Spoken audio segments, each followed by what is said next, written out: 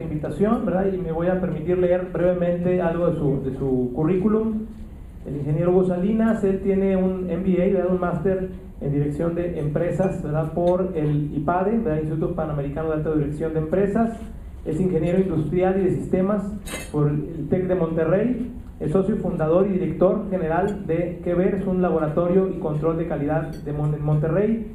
También es dueño y socio accionista de una empresa que se llama Inicio Desarrollos, es una desarrolladora. Y bueno, entre tantos otros temas, ¿verdad? También es profesor de cátedra también de el ICAMI. Y bueno, pues la Universidad Tecnológica de Monterrey, el programa de emprendedores, es socio de algunas organizaciones como la Canadevi, como la Cámara Mexicana de la Industria de la Construcción. Y bueno, para mí es un gusto que haya aceptado nuestra invitación. Nos va a hablar de este tema que tiene que ver con la importancia de los estudios preliminares acerca de terrenos. Y démosle un fuerte aplauso al ingeniero Hugo Salinas. Primero que nada, muchas gracias por la invitación. Agradezco aquí al licenciado Eduardo, igual que al ingeniero Héctor. Pues es un gusto ver muchas caras conocidas por aquí. Voy a tratar de, con este micrófono, aguantar los 40 minutos, porque no hay una forma más fácil de moverme aquí. Hace unas semanas estuve platicando con Eduardo y me platicaba un poquito, que venía a darles una plática y dije, pues aquí hay muchos expertos en estos temas, ¿no?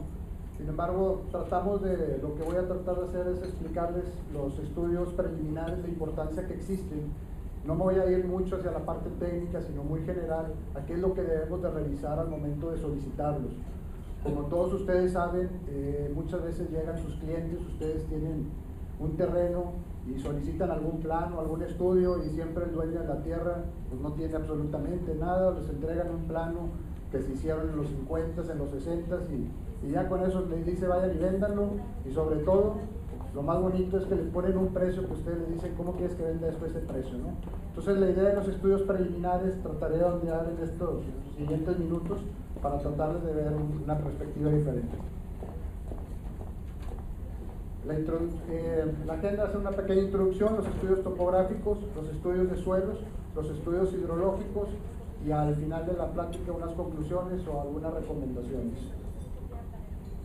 Voy a empezar con los estudios topográficos.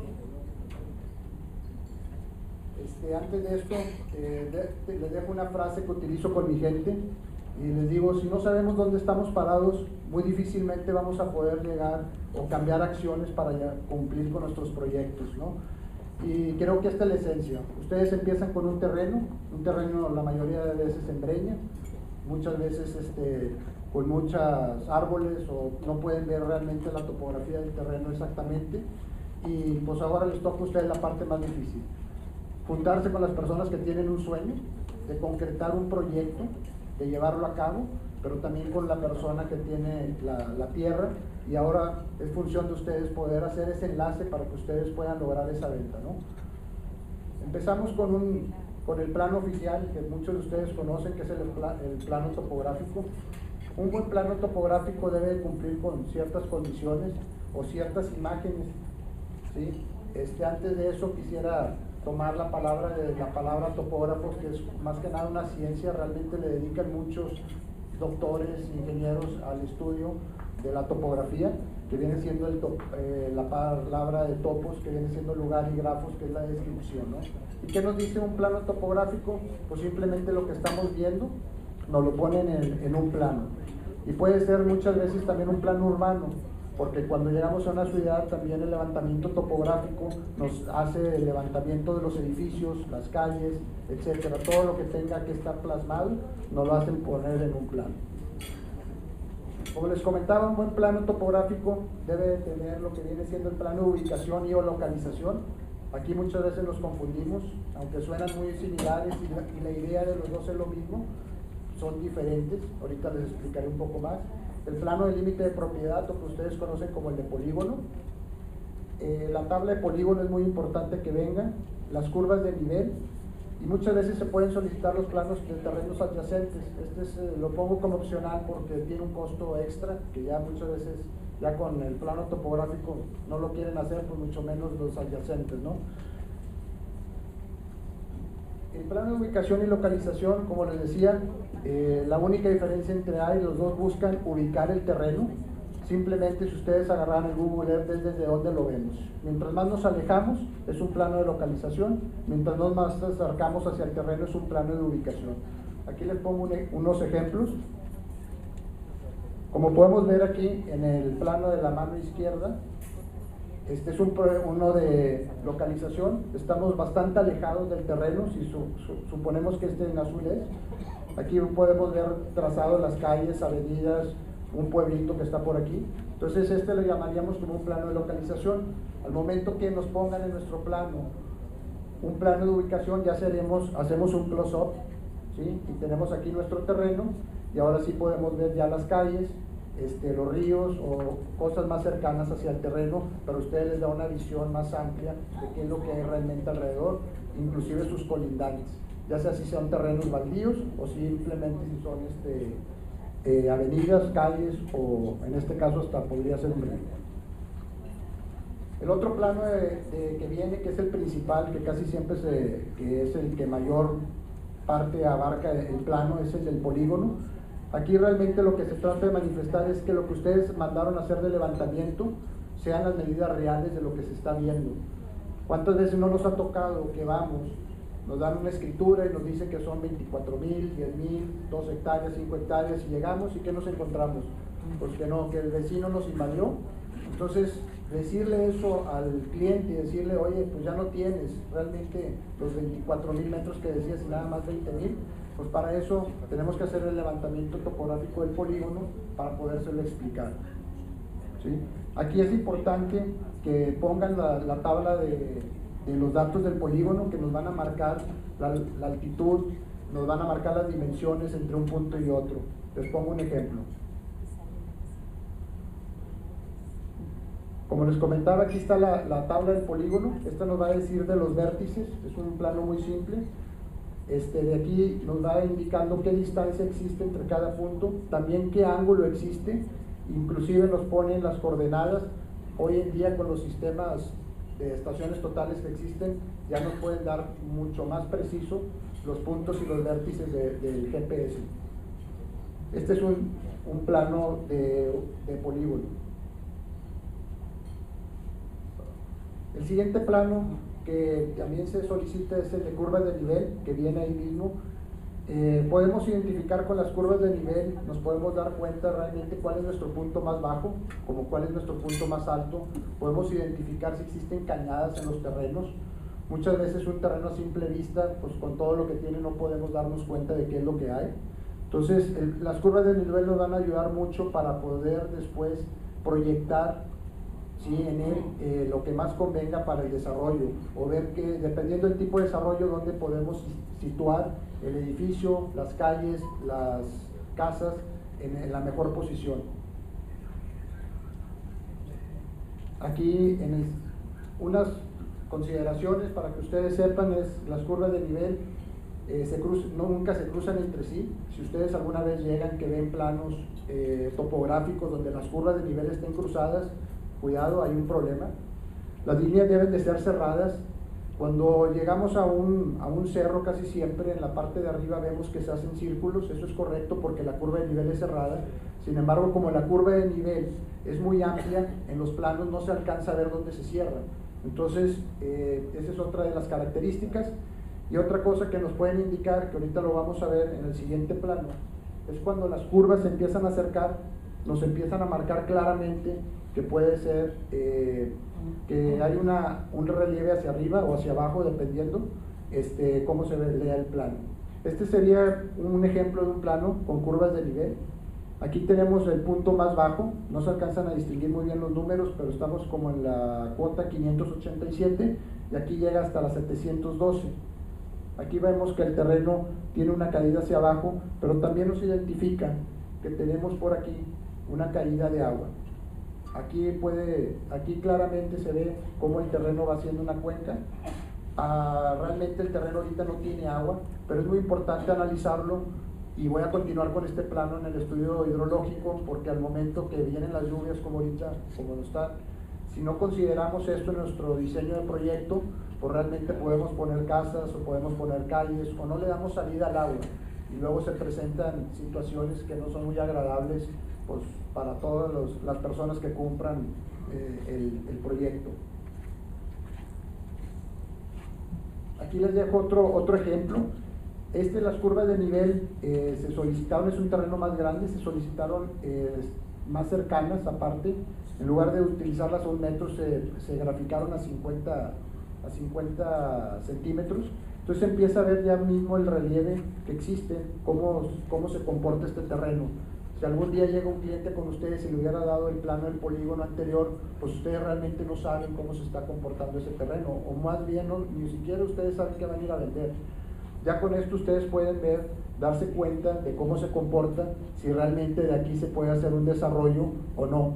Ya el análisis del desarrollador pues será analizar si le conviene o no tener estas pendientes, porque aquí vemos parte del cerro, pero pues bueno, ustedes ya mínimo pueden acercarse con alguien, con ustedes con una claridad sobre lo que están ofreciendo y no llegar con los ojos cerrados a ese tema.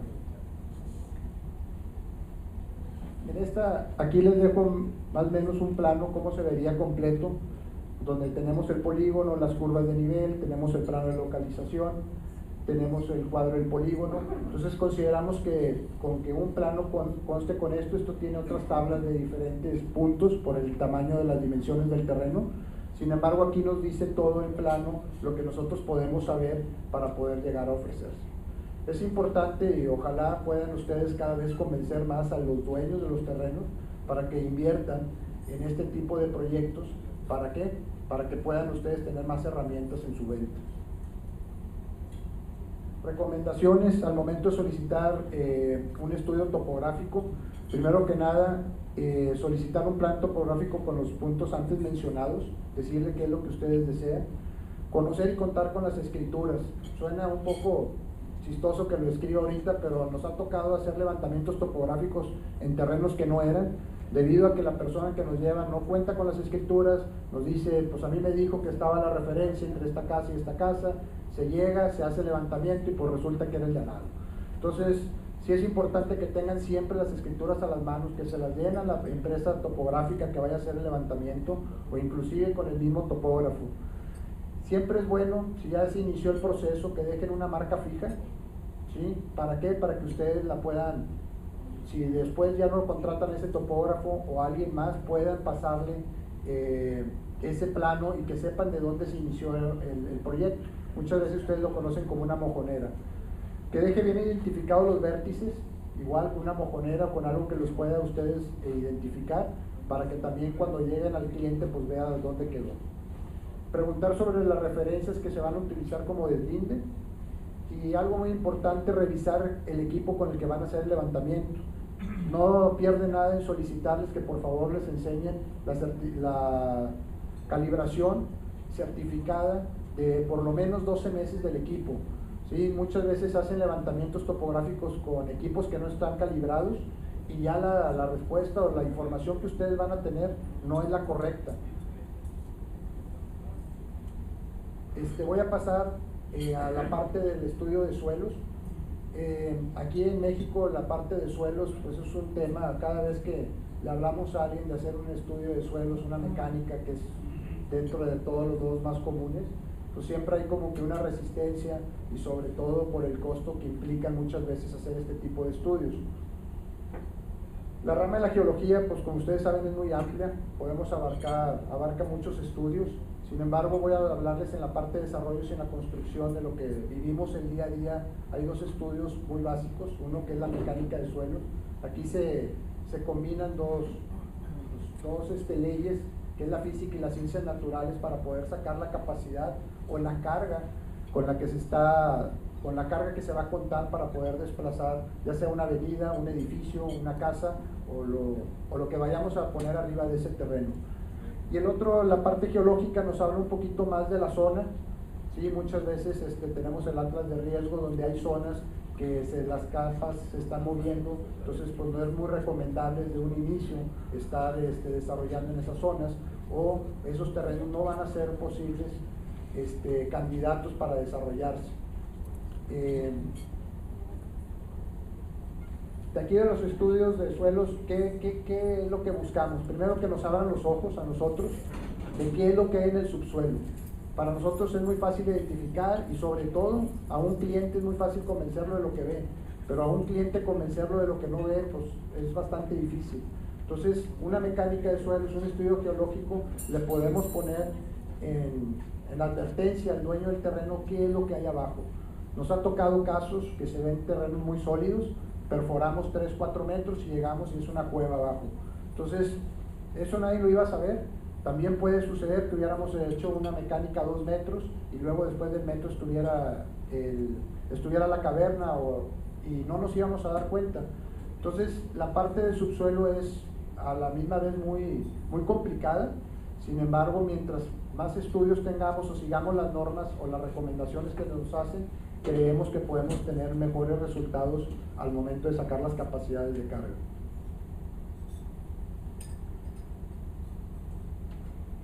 En la mecánica de suelos, tocando este tema, casi siempre les pueden preguntar dos opciones. Una es la de pozo de cielo abierto o la penetración estándar. La diferencia al final de la historia, con los dos ustedes van a poder obtener los mismos resultados, ¿sí? Nada más que una es más limitada que otra. La perforación de pozo a cielo abierto se hace con una retroexcavadora, se utiliza una masa manualmente, una masa que pesa alrededor de 60 kilos, y la idea es que se va a estar dejando caer esa masa sobre cada metro que se va excavando, cada X tiempo que cambia el estrato, y se va sacando un número de golpes para luego de ahí sacar la capacidad de carga admisible. La penetración estándar, que es la que marca la norma de la ASTM, esa ya se hace con una perforación con máquina perforadora. Esta sí puede ir desde los 0 metros hasta los metros que tengamos dinero para seguir perforando. Y ahí sí la misma máquina trae un martillo, que esa misma va a ir haciendo la labor de ir dando los mismos golpes que en la ocasión anterior lo hacían manual, ahorita se hace automáticamente. La primera muchas veces se usa sobre donde se trazan las avenidas, que no necesitamos más que 3 metros para saber cómo va a ser el diseño de pavimentos. Entonces muchas veces se hacen más sondeos, se puede, por el mismo costo es mucho menor, porque no hay que traer equipos. Muchas veces el mismo desarrollador, el mismo terreno se consigue una retroexcavadora y de ahí mismo sacamos más sondeos para hacer más calidades de materiales y análisis. De acuerdo a la norma ASTM de 1586-99, que es la internacional, pues nos menciona que tenemos que estar usando las especificaciones del martillo, pero lo que quiero recalcar aquí es que vamos a estar golpeando a bajar alrededor de 30 centímetros, más o menos lo que viene siendo el suelo, para que midamos el conteo. Entonces, les comento esto porque es importante que cuando veamos un ejemplo de una estratigrafía, pues van a venir marcados los golpes que se hicieron para asumir esos 30 centímetros. Mientras menos golpes se utilice para llegar, es que la tienda es mucho más blanda. Mientras más golpes, es que el suelo es mucho más duro o es mucho mejor. ¿Qué contiene una mecánica de suelos? Cuando la soliciten, pues debe traer la estratigrafía del terreno por cada sondeo. Si ustedes solicitaron 10 sondeos, deben de tener 10 estratigrafías. No se vale que les den 2 y que les digan que todas se parecen. Es muy importante que revisen ustedes que los sondeos se hicieron. Muchas veces van, hacen 2 sondeos y con eso parten y les entregan reportes de 5, 4 sondeos. Eso no es correcto, ¿sí? La carga admisible del suelo tiene que venir en ese estudio. Si no viene, realmente ustedes no van a poder pasar ese estudio para el calculista. El cálculo estructural necesita estos datos. La clasificación y calidad de materiales, el contenido de humedad en cada uno de los materiales, recomendaciones generales, ¿sí? Y las conclusiones, y sobre todo pidan la carta responsiva. Un estudio que ustedes les entreguen que no venga una carta responsiva no les va a servir. Si independientemente que en el mismo municipio, si lo van a utilizar este mismo estudio para hacer otros trámites que lo solicitan, no hay una responsabilidad de nadie que haya hecho ese estudio. Entonces no se les olvide siempre revisar sus estudios y que cuenten con su carta responsiva al final de las conclusiones. Aquí les pongo una muestra de una estratigrafía de algunos terrenos. Aquí podemos ver cómo se hace la clasificación de los suelos. Este estudio, la mayoría de todos los laboratorios lo hacen muy similar, puede variar el software con el que lo hagan, pero más que nada es muy similar. Aquí nos habla del grupo, del número de sondeos, por decir, en este caso nos habla que es un terreno bastante duro, podemos ver, y tiene más de 60 golpes para poder llegar a subir los 30 centímetros. En este caso estamos viendo acá que se plasma de otra forma, que tiene 5, 9, 7, 10, o sea, hasta 3.45 en un mismo terreno. Si fuera el caso, que no es este el estudio, podemos tener diferencias de un suelo en una hectárea, de una hectárea a otra, ¿no? La norma nos marca o nos recomienda que cada 2.500 metros hagamos un sondeo. Cuando son terrenos muy grandes, si están vendiendo terrenos, ofreciendo terrenos de 50, 100 hectáreas, realmente el costo del terreno, del estudio se eleva muchísimo. Ahí se recomienda que se haga un sondeo mínimo cada hectárea. Eso es las prácticas. Nosotros vamos a recomendar eso siempre, sin embargo siempre el cliente tiene la última palabra. Nomás se deja una nota aclaratoria donde nos están solicitando menos sondeos de los recomendados, porque cuando se hagan recomendaciones, o nos ha tocado que muchas veces ya se hace el sondeo en una zona, veíamos muy duro, pero a las 4 hectáreas o 2 hectáreas cambió el suelo, y pues todo el estudio, todas las calles se hicieron en base a este estudio, porque no se sacó un sondeo a 4 hectáreas o 3 hectáreas. Y ahora sí, ya cuando el desarrollador compre ese terreno, ahora sí les reclama, siempre anda viendo a quién reclamarles, y ustedes estuvieron en parte del proceso y a lo mejor les va a caer algo de reclamos a ustedes también, ¿no? Entonces sí es importante seguir con las normas o las recomendaciones internacionales sobre el número de sondeos. Aquí se tiene una máquina perforadora, ¿sí? Aquí se van metiendo los talados con el barril y se van haciendo los sondeos como de penetración estándar. El siguiente estudio, el geológico, es un poquito, como les comentaba, más amplio. Un buen estudio geológico nos va a dar las zonas, sobre todo si hay movimientos de las capas del suelo, o qué tan duro en caso de que tengamos que hacer taludes, que no podemos cortar el cerro. Ya entran estos estudios para saber qué tipo de material está en todo el cerro para poder hacer análisis de taludes. Entonces son más profundos, como se los decía, deben de traer definiciones de las unidades geológicas, determinar las características del macizo rocoso, de cómo está compuesto. Eso en cualquier estudio debe de venir desglosado, igual que el grado de meteorización de roca y suelos, que son estudios que les va a hablar de cómo se ha ido conformando el suelo a través del tiempo. Determinar las zonas de riesgo, que es lo que les comentaba. Muchas veces aquí se van con el atlas de riesgo para saber si esa zona no está dentro, cómo se comporta, y todo esto, mucha información sale de la INEGI, ¿sí? Simplemente el geólogo lo que hace es juntar la información y ponérselas en un escrito.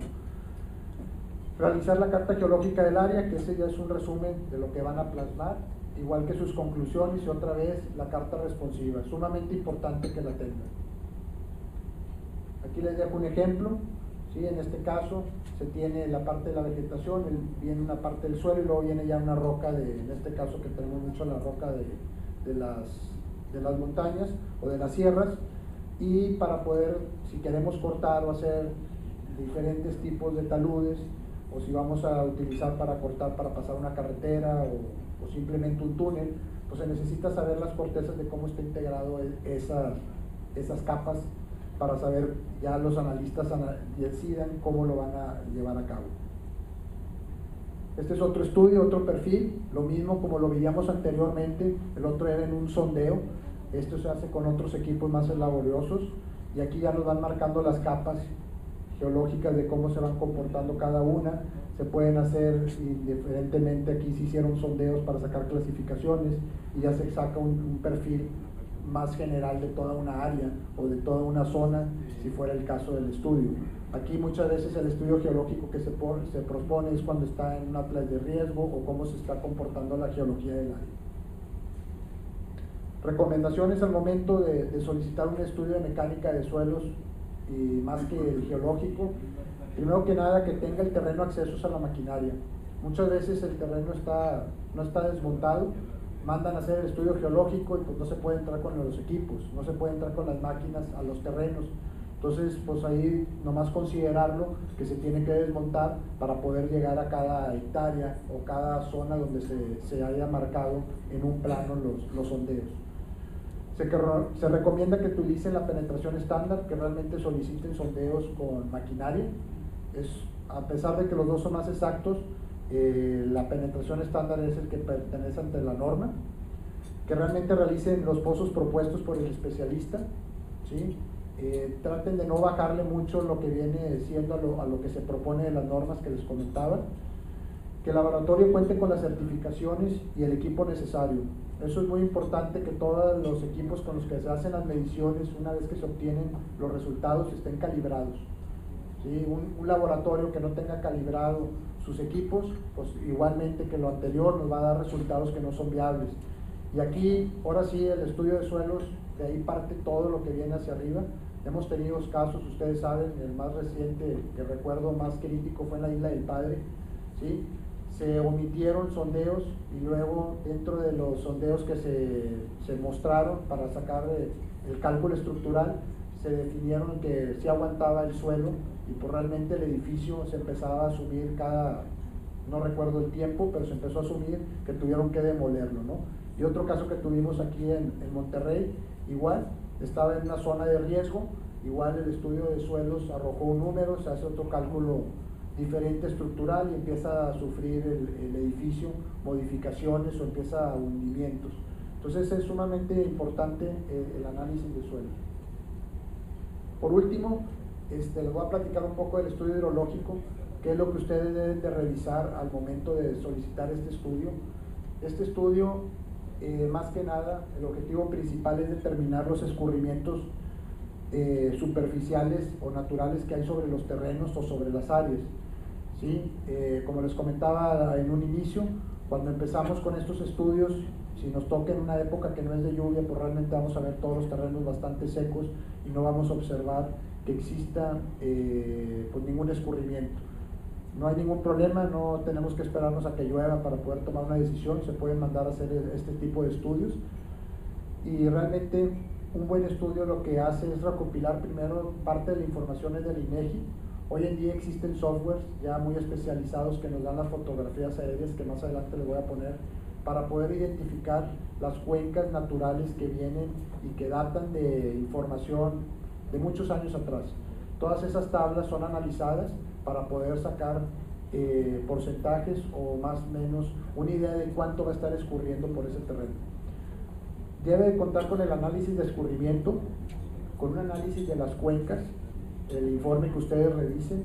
Deben de tener cálculos de gastos máximos esperados, qué tanta agua puede llegar a pasar por ese terreno. En una lluvia como el Gilberto, pues eso nos levanta los picos de lo que viene siendo la cantidad de agua que cae sobre un terreno. Entonces ese análisis de gasto también debe de venir, el cálculo de tirante de agua en calles y las propuestas.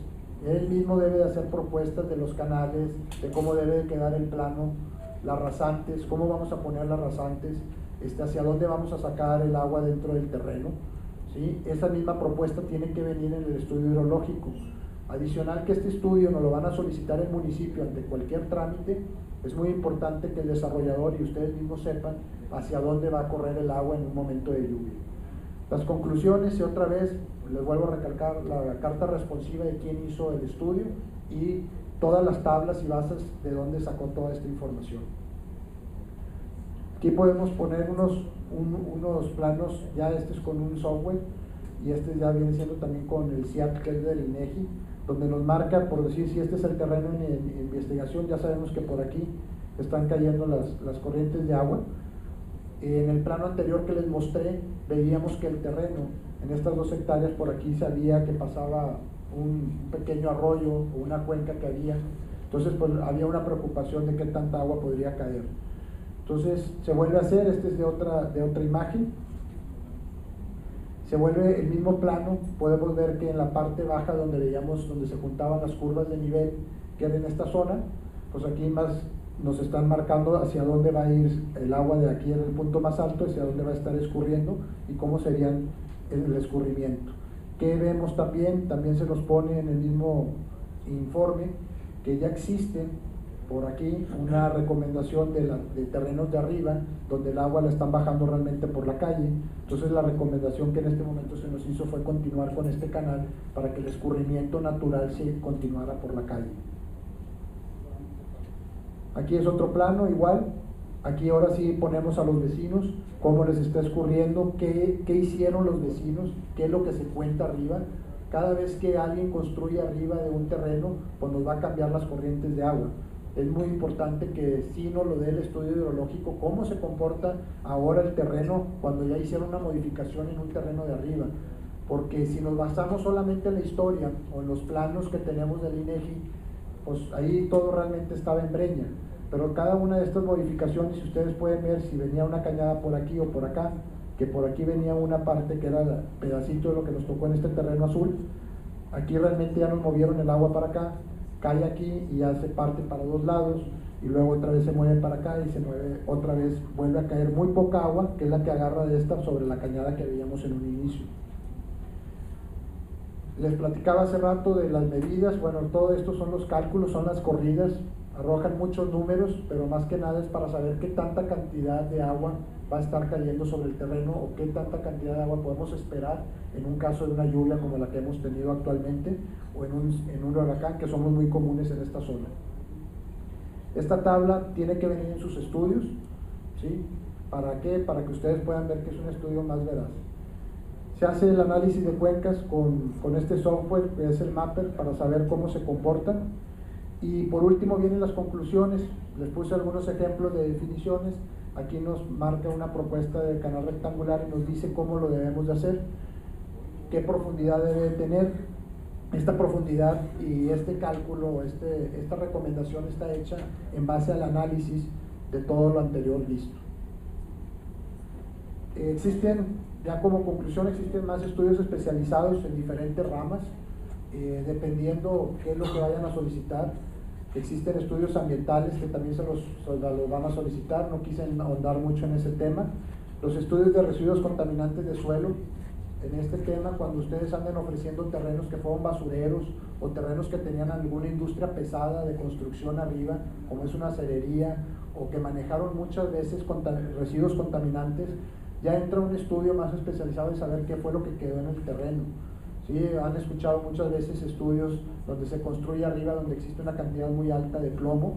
Entonces no se hicieron los estudios debidamente analizados o no se presentaron correctamente, porque esos terrenos realmente o se hace una remediación, que eso nos lo va a marcar en un momento la Semarnat, o simplemente esos estudios no nos van a poder ayudar más.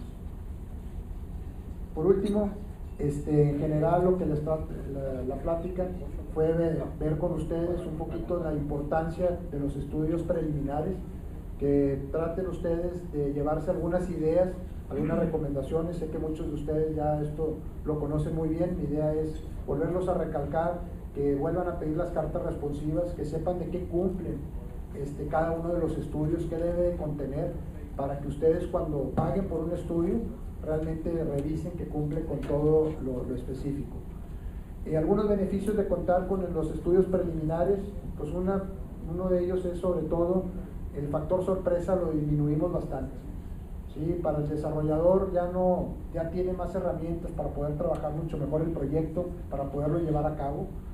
Se reduce el margen de error en los cálculos. ¿Sí? Disminuimos los costos del proyecto, ya que lo estamos haciendo en una parte de planeación. Tenemos un mayor aprovechamiento del terreno, podemos buscar mejores zonas de donde acomodar o distribuir las calles, las vialidades. Se elaboran mejores proyectos para todos, se disminuyen los problemas para el último consumidor, que muchas veces es el que paga todos los pecados que muchas veces realizamos anteriormente, y se trabaja con armonía con el medio ambiente. En general, les agradezco a todos y a cada uno de ustedes su atención y estoy a sus órdenes.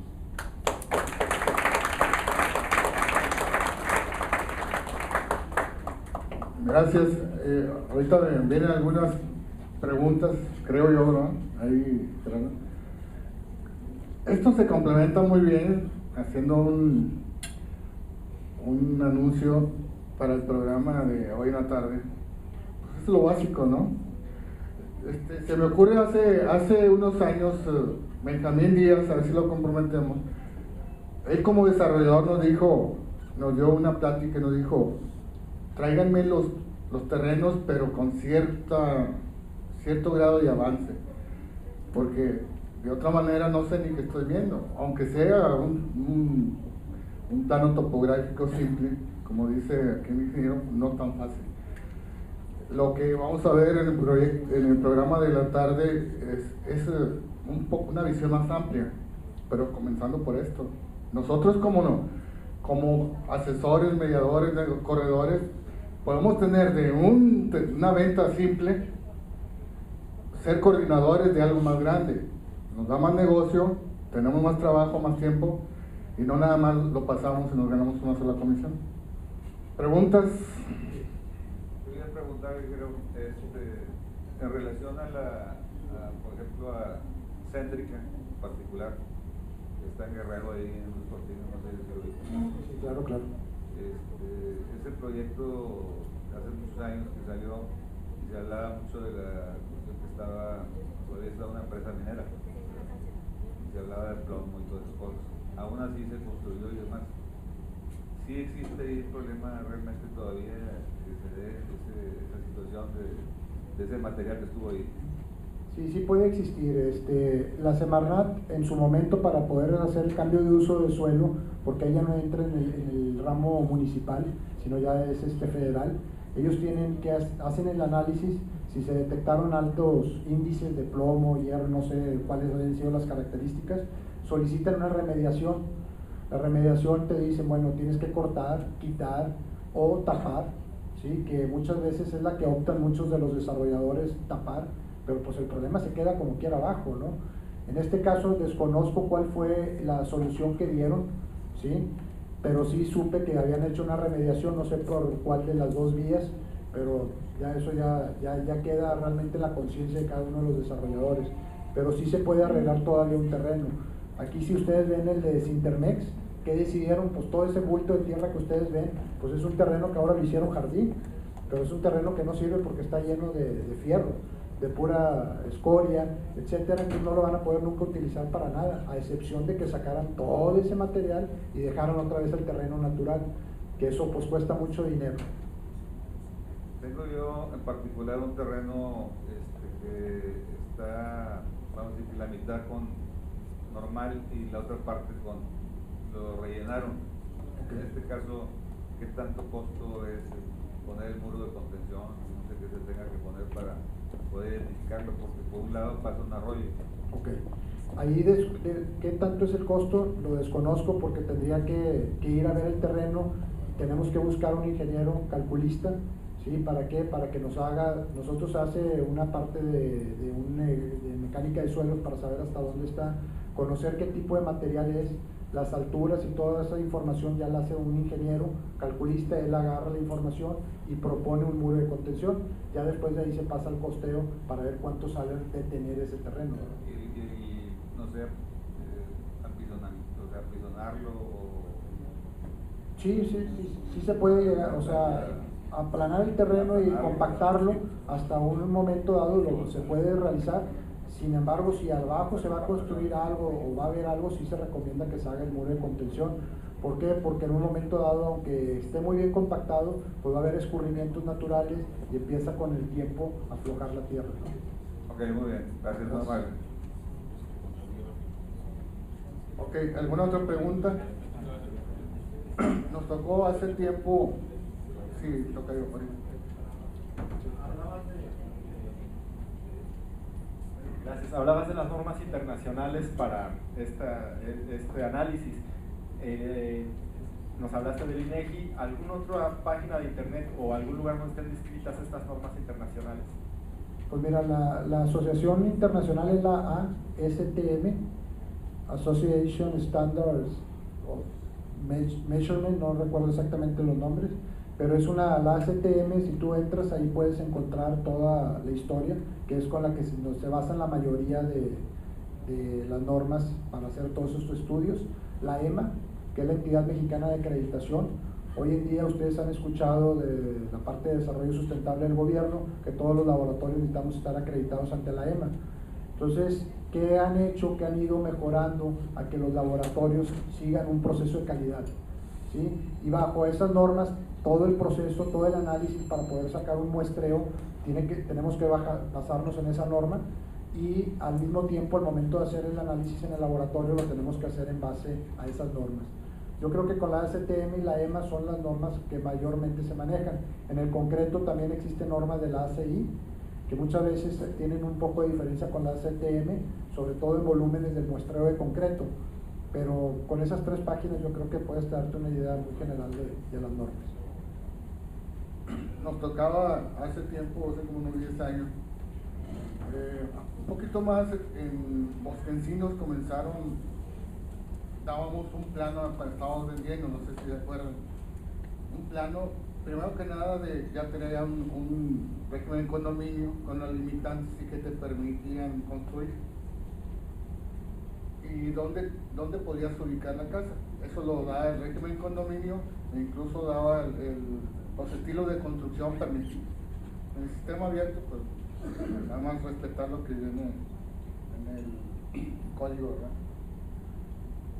Pero no venía los estudios de mecánica de suelo. En un fraccionamiento acá en Valle se le pidió a los propietarios que hicieran mecánica de suelos, terrenos de 500 metros, ¿no? Entonces le pidió que hicieran de 6 a 8 perforaciones cerca de un arroyo. Entonces nos dio luz para varias cosas, para discriminar el costo de los terrenos, porque salía la capacidad del suelo sana, salía hasta 25 metros. Entonces, ¿cuánto equivale a hacer una cimentación de ese tipo y cómo la podemos impactar en el costo de los terrenos, ¿no? Entonces, esos terrenos, se les decía abiertamente, mira, estos son 25 metros, se vendieron, pero a un precio menor. Ahorita los fraccionadores venden la vista, venden la cañada, no cañada, o sea, eso nos sirve para nosotros, como asesores, porque era un terreno solo y se le recomendó hacer un fraccionamiento, lo que permitía el cosmos y todo eso, ¿verdad? Pero la mecánica de suelo nos dio un valor más. En este caso, yo quisiera, nada más para añadir aquí, es importante que los estudios realmente no son caros de lo que se va a invertir arriba. Muchas veces me ha tocado que van a hacer residencias en terrenos de 1.200 metros, 2.000 metros, casas de 30, 40 millones de pesos, y se solicita por el mismo tipo de residencia 2 o 3 sondeos en esa zona, que a lo mejor si nos vamos a ir, en el peor de los casos, que estuviera muy malo el terreno, a 6 metros, ¿sí? Estamos hablando a lo mejor de que es un estudio de 36,000 a 40,000 pesos. Para una casa de 40 o 30 millones de pesos es absolutamente nada. Sin embargo, nos topamos con los arquitectos, nos encontramos con los desarrolladores que nos dicen, no, con un sondeo tengo. ¿Y qué pasa? Pues realmente el desplante de la casa de 2,000 metros no van a ser en 100 metros. O sea, el área que puede ser afectada en el desplante de una casa de 2,000 metros cuadrados es altísimo. Y nos hemos topado que luego llegan a reclamarnos y nos dicen, oye, es que ¿por qué tú no me dijiste que de aquí para acá había basura? Cuando metimos pues es que yo no hice el sondeo aquí, ustedes me solicitaron un sondeo en medio de la casa y ahí estaba, pero todo donde quedó la alberca, donde todo lo demás era un basurero. Entonces, eso hay que venderlo. Yo sé que es difícil, la gente no quiere pagar y sobre todo creo que no quiere pagar por lo que no conoce. Entonces sí es muy importante que ustedes los puedan convencer de hacer ese tipo de estudios. Ahora sí, perdóname. Buenos días, ingeniero. Buenos días. Y una duda nada más. En el estudio mecánica de suelos, ¿pueden llegar ustedes también a determinar los costos? En un momento dado, por ejemplo, vamos a decir un terreno que se puede hacer una perforación para estacionamiento. Se hace el estudio de la mecánica de suelos. ¿Pueden ustedes decir, o sea, ayudar en la parte de decir cuánto cuesta, por decir, hacer 2 niveles subterráneos? Porque muchas veces si se va a licitar la construcción o así, y mucha parte del costo de esa construcción pues es la cimentación y los subterráneos, ¿no? Dependiendo de la dureza del suelo, etc. ¿Puede llegar el estudio, en este caso los que ustedes hacen, a determinar costos también? Lo podemos, no lo hacemos nosotros, no es nuestra especialidad. Nosotros tenemos asociados o nos juntamos con calculistas estructurales porque ya entramos a otro nivel, ¿no? Mi trabajo llega a darle la información al calculista y el calculista le hace todo el análisis de cómo va a ser la cimentación, qué es lo que viene arriba y ya todo un costeo. Ya después, pues podemos darte, en la parte mía que he estado también del otro lado del desarrollador, pues más o menos sé cuánto podría salir una vez viendo el estudio, pero es muy aventurado, no puedo dar un dato exacto sobre eso. todo negocio que llegue aquí, a AMPI le quiero un 10%. Buena idea, ya saben, necesitamos lana para la asociación. Buenos días. Nada más Buenos días. preguntarte, ¿cómo afecta que los propietarios arrojen escombro para levantar los niveles de los terrenos? Sí afecta bastante porque si nosotros vemos, hay una calidad de material, ustedes a lo mejor escuchan mucho la tierra amarilla, ¿no? Y dicen, el terreno tiene tierra amarilla, pues es muy buena. Pues hay que tener cuidado también cuando llega alguien y les diga, oye, esta tierra está muy buena, y la agarra y la huelen y dicen, hombre, esta aguanta para hacer, pues eso no es cierto, ¿verdad? O sea, sí podrán tener mucha experiencia y hay gente que te dice, yo tengo 55 años y nos descalifican a nosotros. Yo como soy ingeniero civil, yo mejor voy al laboratorio que le hagan los análisis recomendados al suelo y después de 5 días o 6 días, eso es otra cosa, ¿verdad?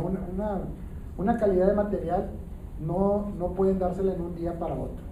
La calidad de material tiene un proceso que mínimo dura 5 días, porque dentro de ese proceso hay un proceso de secado, hay un proceso donde hace humedad. Entonces, que alguien llegue y les diga eso, pues tampoco es cierto, ¿verdad? Y la desventaja de echar escombro es que muchas veces al momento que compactáramos, para llegar a una compactación, pues no sabemos qué hay abajo, si hay pedazos de llanta, si hay piedras muy grandes, si hay basura. Entonces todo eso, al momento de compactar, se queda un hueco. Vamos a suponer que hubiera una bolsa de basura con, no sé, el material que quisiéramos ponerles adentro. Con el tiempo se echa a perder o se elimina y se queda un hueco. Entonces se van haciendo cavernas dentro de la misma compactación. Lo peor que puede dejar alguien, y eso sí recomiéndelo, es que le diga al compadre, oye compadre, no hay bronca que eche mi terreno. Sí hay bronca, no le eches nada a mi terreno, porque llegar otra vez al suelo, cualquier desarrollador que llegue va a decir, ¿cuánto tienes de basura? 4 metros por 1000 metros. Oye, pues ¿sabes qué? Son tantos metros cúbicos, ¿cuánto me va a costar retirar todo ese material para llegar al suelo? Entonces eso se vuelve muy caro. ¿Y qué pasa? Que empiezan las negociaciones. Ok, tienes tanto de basura, no hay ningún problema, sí te lo compro, pero tú querías 100 pesos, te voy a dar 45. ¿Por qué? Porque pues tengo que hacer este gasto, y alguien lo puede enseñar muy claramente y decirle, mira, esto es lo que se hizo. Entonces no es recomendable que nadie, o sea, sí recomienden a sus clientes que tengan propiedades que no dejen que les echen basura, ni escombro, ni nada, ¿verdad? ¿Alguna otra pregunta? Ya, situaciones especiales de costeo, hay un horario. ¿Todo? Bueno, pues, antes de que se vayan, estamos promoviendo una rifa para la primer viernes de octubre para falta una pregunta, para rifar un iPad para la posada.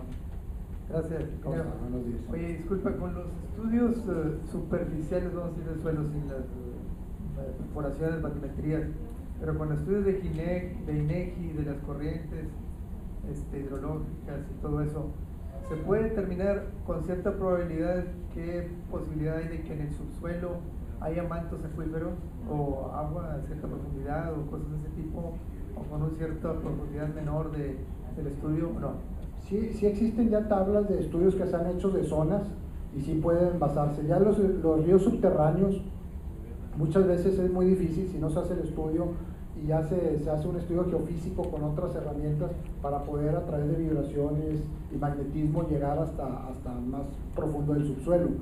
Y se tiene que hacer el estudio, pero sí se pueden identificar. Como eso de lo que están detectando en Burgos del gas y todo eso con vibración. Sí, ya son estudios ya más petroleros, etcétera, o mismos aquí muchas veces sí llegas y ves el manto acuífero muy bajo, y pues de ahí empiezas a hacer otro tipo de estudios en ese terreno, en esa zona, para ver si no es un río subterráneo el que pasa, o si nomás cuando llueve va a pasar agua, ¿verdad? En la carretera nacional es muy común ver todo eso. O sea, muchas veces ahorita empieza a llover y de repente a la gente le empieza a salir el agua, ¿no? Y eso realmente no se puede detectar muchas veces. Por eso lo más difícil es la parte subterránea de los suelos, ¿no? Ok, si no hay preguntas, Hugo, te agradecemos mucho tu presencia y tu plática, muy interesante, y queremos darte este reconocimiento. Muchas gracias, doctor. Muy amable a todos, ¿eh? Muchas gracias.